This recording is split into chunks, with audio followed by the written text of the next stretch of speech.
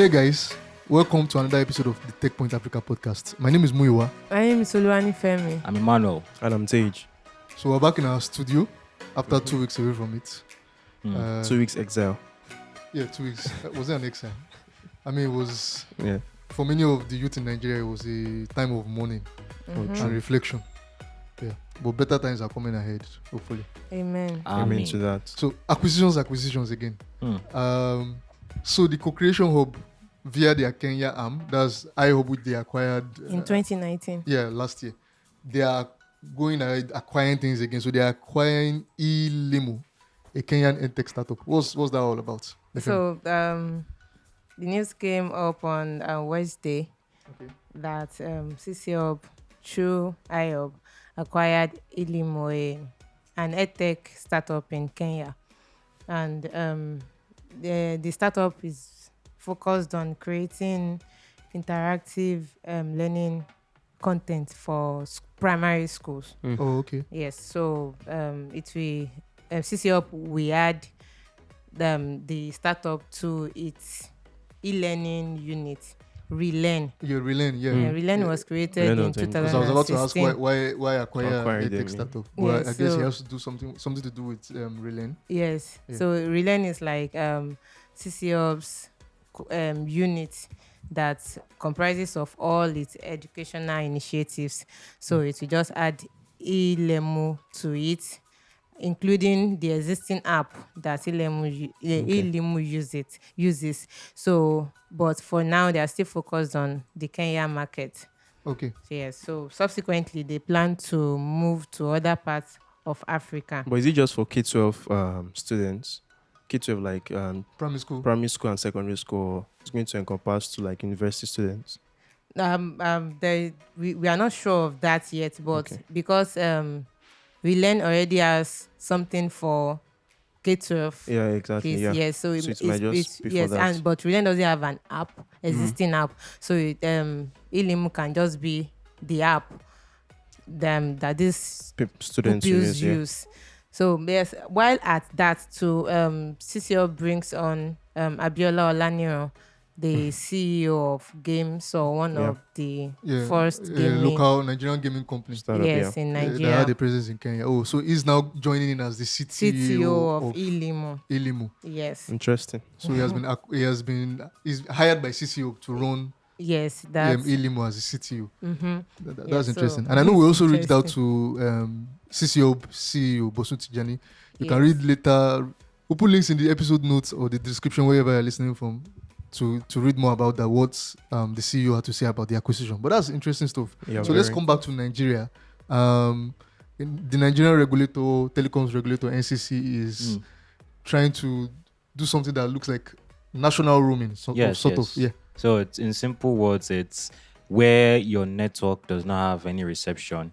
You can use the signals from any service provider in that location for your phone. For real. Oh, so coppers, NYC people will find this Yeah, very nice very, because very some, nice. some of us that are posted to very remote areas where you have to climb a certain hill Or at come a out to certain the time city. Yeah, to Yeah. receive a call because your network provider doesn't have Yeah. access there. So Yeah. now you'll be able to latch on to The network. Is it all networks?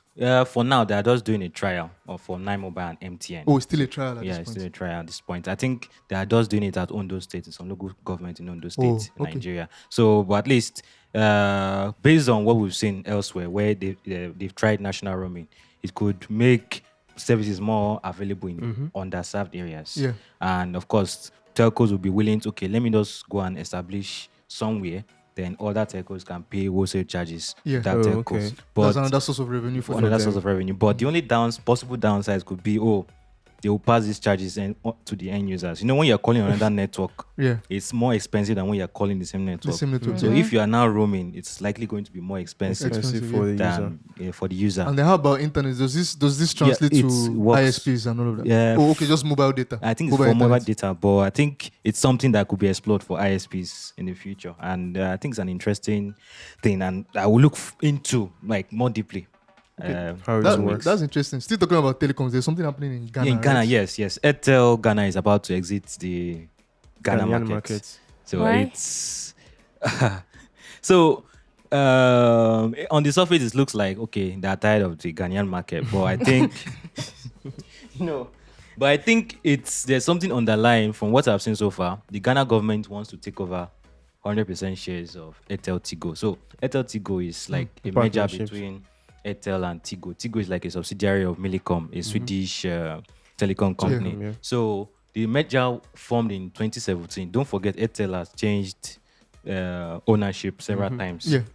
Celtel, Zain, Econet, going backwards, yeah. So, but this time around, they had a 49% stake in the company, non-controlling stake. So they've announced that, okay, they're selling it to the government and they're taking an impairment charge of about $12,904. So I think their assets have reduced in value. Yeah. So but they're taking an impairment charge. So the government is saying they want to take over Airtel Tigo. all these assets, all their customers. So the government will be running everything Airtel Tigo. The government in Ghana, the Ghanaian government seems to have a lot of interest in. telecom A few sector. weeks back, or a few months back, we were talking about how they wanted to reduce MTN's MTN Ghana's dom- dominance Yes. of the market. I think that's actually the it's something that can actually help them. Like running a telecom company by themselves can actually help them challenge MTN more than Airtel. Oh, so, So maybe that's they why are, they so want to maybe do they that. are buying Airtel because they want to challenge MTN. Yeah, it's a Old on the market. possibility. But at the same time, didn't MTN Ghana like MTN did before this? But didn't they bring some kind of, because I know they listed in the Ghanaian stock exchange really? Did before Nigeria. Yeah. interesting. But they were planning to. Please don't quote me. I know they were planning to at some point, and I think they eventually did list ahead of Nigeria and Maybe the Ghanaian government, they just there was a like lot of the whole positive thing. effect on the economy. So I don't really understand what's going on there. But I mean, regulators will have to regulate, so they know better. But sometimes too, regulators do some kind of things that don't seem to make sense. seem Oh, to sorry, be let me ask, will rent-seeking. Tigo still be in the market still? No. So they're leaving government it is Airtel. acquiring 100% of Oh, the wow. entire company. Interesting. Interesting. So, like I said, regulators will regulate. But Whether the sometimes, government are the regulators. yeah, that's what I mean. So, whether sometimes they have regulations because it's for the benefit of the people. Sometimes also the regulations they come up with show that maybe the person behind the regulations doesn't really understand what is going on. So the policy seems to stifle. And that is bringing me to what's happening with the NBC in Nigeria. Nigeria's broadcasts regulator. What's going on with them? Yeah, so earlier in the week, 3 media houses, AIT, Arise TV, and Channels Television were fined. We don't know the amount, but it's suspected to be between 2 million naira and 5 million naira. Each or Yes, total? each. Oh, interesting. For using eyewitness reports as the basis for their reporting of the October 20 incidents at the Lekki Toll Gate. So if we remember, on that same day, the incident happened on October 20, NBC released a statement providing extra guidelines for broadcasters on what they should report. Yeah. They actually specified that as long as this thing would affect people's reaction to the government, whatever it is that will affect people's reaction to the government, they should abstain from it. So what are they trying to say? That if it is true or is a fact, should they leave it? But well, these stations, as they said, went ahead to report through. Is it real of them? Is it really all of them? Because I'm aware of Arise TV that went live to the location of the location. shootings. Channels did TV so also at had some Channels a reporter showed on the- ground at the moment, but it didn't record when it was happening. Oh, okay. Yes, but the only record we have was of the DJ DJ Switch's Live Instagram Live live. session, yeah. Yes, And they played across the 3 channels. yes, they So, played it yeah. across the television. Some Oh, of them yeah, have including it on channels. Because what their- I'm asking is that I know someone said it seems that Arise TV is the main target. Let's not forget that last week we talked about how their YouTube live stream was taken down. And then, of course, what we didn't say at that time was that it was reinstated in about 2 hours. Yeah. It was supposed to be down for 1 week. 1 week, yeah. But it was reinstated in 2 hours. I don't know whether I think it has something to do with the article that we published. And then there was a lot of general positive sentiments Around towards Arise Arise TV, saying yeah. they are the ones doing all the reporting. So someone was saying maybe Arise TV was actually the target, but then they That's how added to channels increase- and Yeah, to Not make to it not make look like a it witch hunt. like them. Yeah. Yes, but It's very this is possible. also looking like one of the ways the government is trying to discredit whatever happened Yeah. at Lekki Toll Gate Lekki on massacre, October yeah. 20th. And one of it is what you just mentioned. That one is not from the government, but at least it's another way of discrediting it. And another one is Nigerian Army flagging every news False. platform, Fake mentioning news. it as It's not fake telling news. us the real news. Although they have Interesting. come to admit that Yeah. the Lagos state government asked them to yeah. intervene Was the one that in gave the order. protest. At first they say we don't know who gave the order.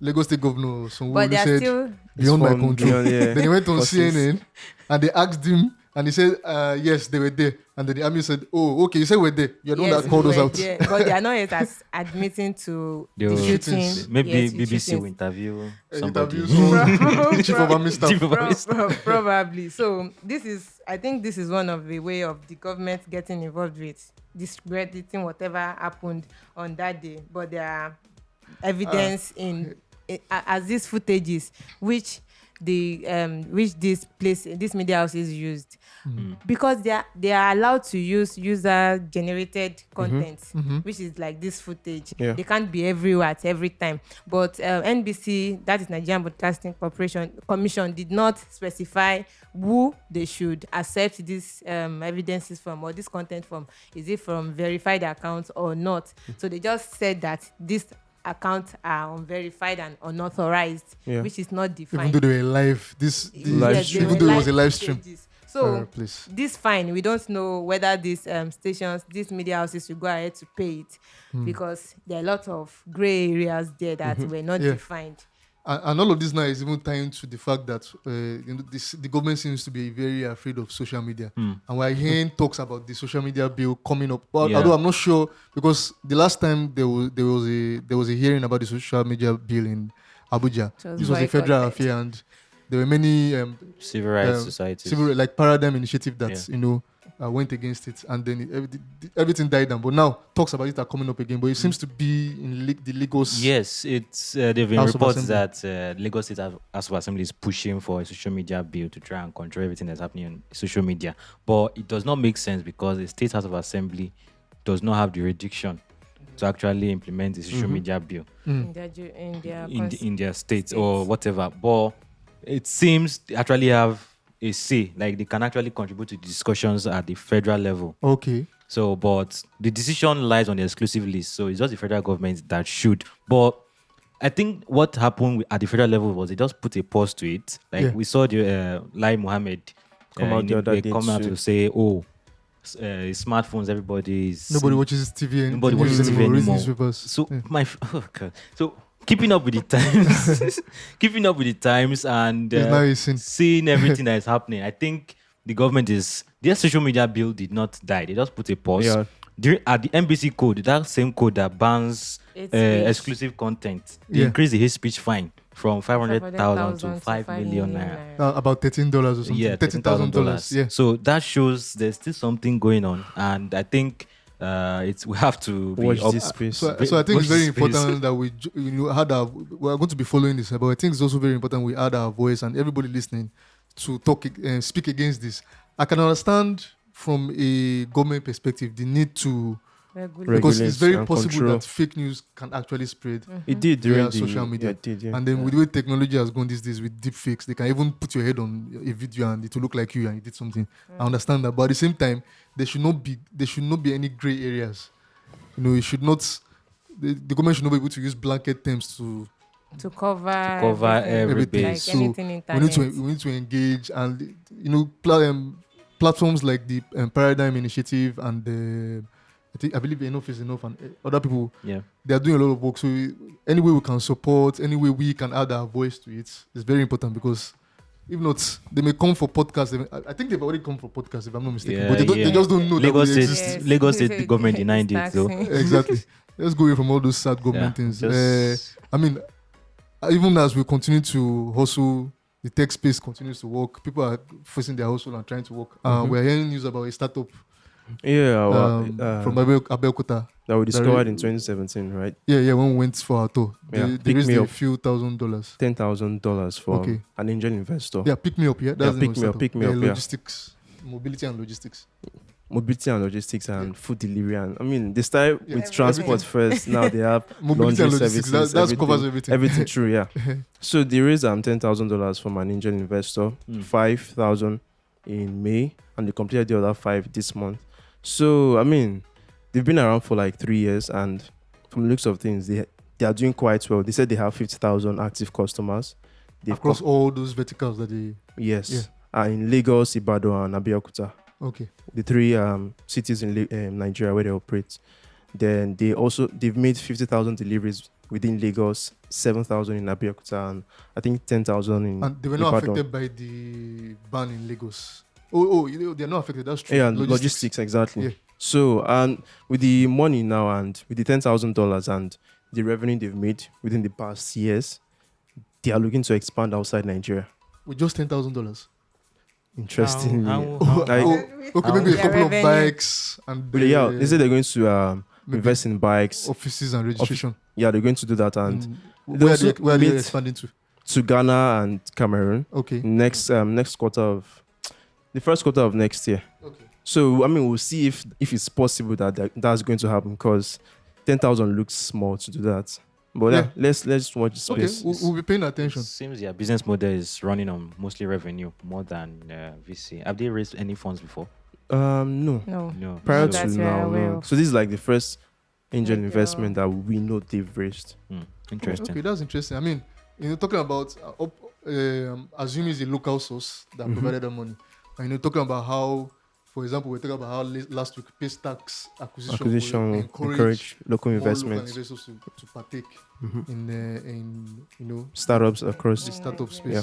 And that just reminds me again, before we go, I want to remind you guys that we have the West African Decade reports, yeah. that looks at the activities of West African startups over 10 the years, last yeah.